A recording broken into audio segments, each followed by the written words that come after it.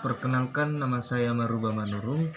Saya mahasiswa dari Institut Agama Kristen Negeri Tarutung atau IAKN. Saya prodi Sosiologi semester 2. Saya akan mengemukakan tentang teori sosiologi klasik dari Bapak Auguste Comte. Auguste Comte lahir pada 19 Januari 1798 di Montpellier, Prancis, dan ia meninggal dunia pada 5 September 1857 di Paris. Ia dinobatkan sebagai Bapak Sosiologi Dunia karena dari Comte kata-kata sosiologi pertama kali digunakan. Auguste Comte adalah seorang filsuf Prancis yang dikenal karena memperkenalkan bidang ilmu sosiologi serta aliran positivisme. Melalui prinsip positivisme, Comte membangun dasar yang digunakan oleh akademisi saat ini, yaitu mengaplikasikan metode ilmiah dalam ilmu sosial sebagai sarana dalam memperoleh kebenaran. Latar belakang lainnya adalah aliran reaksioner dari para ahli teoretik, terutama yang bernama De Maistre dan De Bonald, serta latar belakang pemikiran Comte yang terakhir adalah aliran sosialistik yang terutama diprakarsai Saint-Simon. Comte di satu pihak akan membangun ilmu pengetahuan sosial dan di pihak lain akan membangun kehidupan ilmu pengetahuan sosial yang bersifat saintifik. Akibat dari latar belakang di atas, Comte membagi sosiologi menjadi dua bagian, yaitu sosial statis dan sosial dinamis. Sosial statis di sini adalah sebagai suatu tentang hukum-hukum aksi dan reaksi antara bagian-bagian dari suatu sistem sosial. Pada dasarnya, sosial statis merupakan hasil suatu pertumbuhan. Sosiologi adalah sosial dinamis, yaitu teori yang menyatakan perkembangan dan kemajuan masyarakat manusia yang menghilangkan studi tentang sejarah filsafat yang spekulatif. Namun, pembagian tersebut bukan berarti memisahkan satu dengan yang lainnya, di mana sosial statis menghasilkan pendekatan yang elementer, akan tetapi itu semua tidak akan terjadi tanpa memahami itu sebagai hasil suatu perkembangan atau sosial dinamis.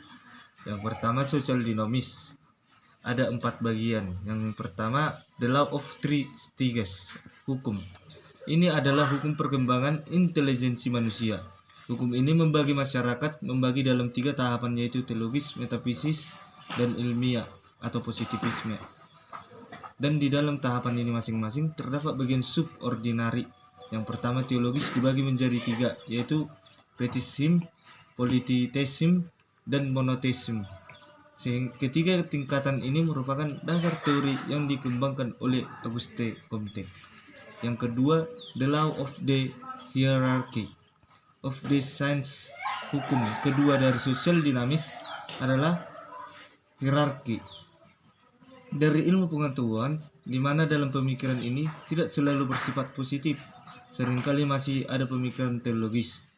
Yang ketiga, the law of the correlation of practical activities. Comte mengungkapkan bahwa hubungan yang bersifat natural antara cara berpikir teologis dan militerisme. Menurut pemikirannya, teologis mendorong timbulnya usaha untuk menjawab semua persoalan melalui kekuatan.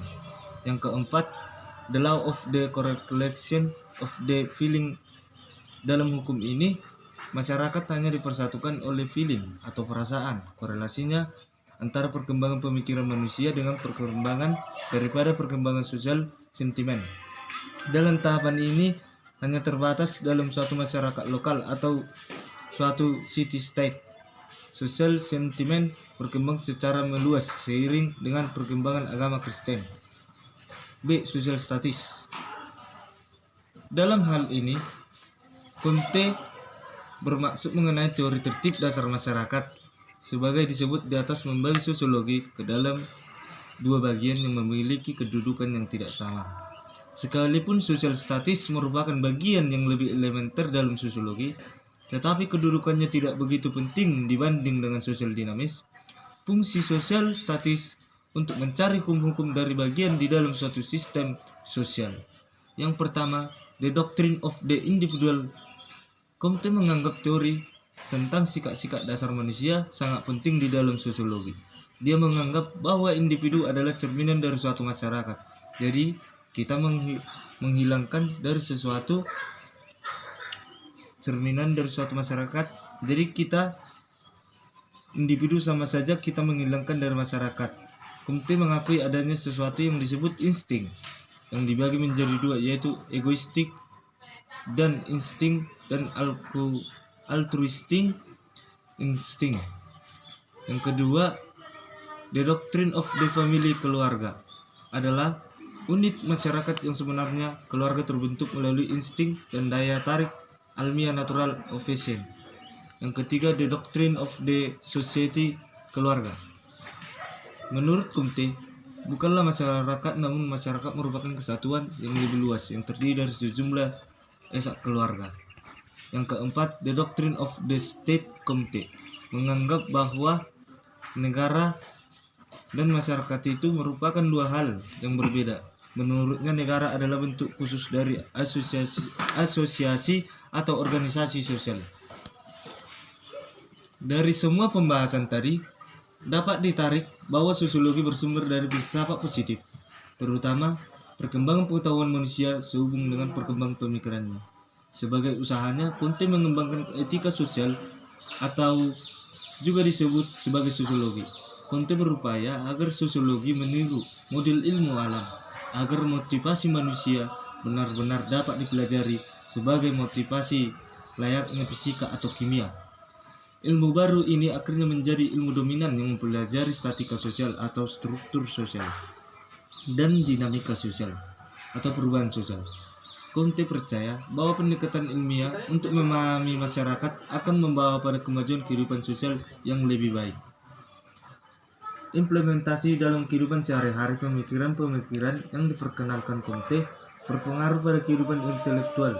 Menurut Comte, setiap ilmu memberikan sumbangan bagi filsafat positif. Ilmu diatur sebagai dengan urutannya dalam memberikan sumbangan bagi positivisme. Yang pertama matematika, yang kedua astronomi, yang ketiga fisika, yang keempat kimia, yang kelima biologi, yang keenam sosiologi, yang ketujuh etika.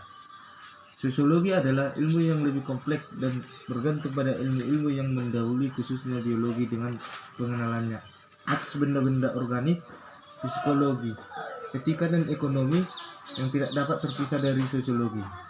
Jadi bahwa positivisme itu sangat membantu dalam proses keilmuan, khususnya dalam bidang yang bersifat fisik atau fakta. Karena dengan positivisme ilmu dapat memiliki perannya dan menemui keaktualan suatu ilmu, dan ilmu itu bersifat behavioral, operasional dan kuantitatif. Contoh metode positivisme penggunaannya di dalam masyarakat sangat luas, terutama untuk penelitian sosial. Metode positivisme di masyarakat dikenal dengan metode survei. Yang kedua teologis. Contoh, sebagai masyarakat Indonesia masih percaya dengan kekuatan-kekuatan gaib. Misalnya kepercayaan masyarakat Jawa akan Nyi Roro Kidul dan penunggu Gunung Merapi. Yang ketiga metafisik. Contohnya, sebagian masyarakat Indonesia sudah menghilangkan kepercayaan akan hal-hal yang berbau bisnis. Yang keempat positivis.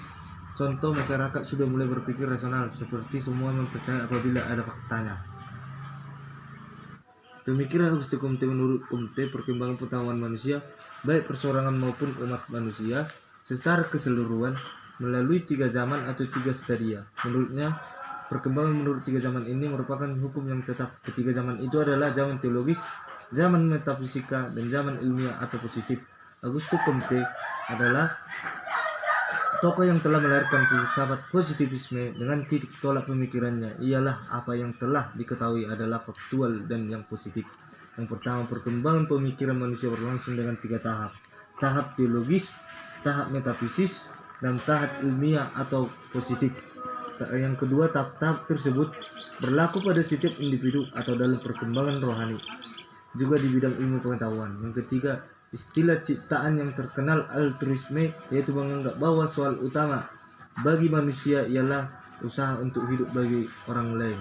Sekianlah hasil yang bisa saya sampaikan tentang pandangan Auguste Comte terhadap sosiologi. Saya ucapkan terima kasih. Shalom.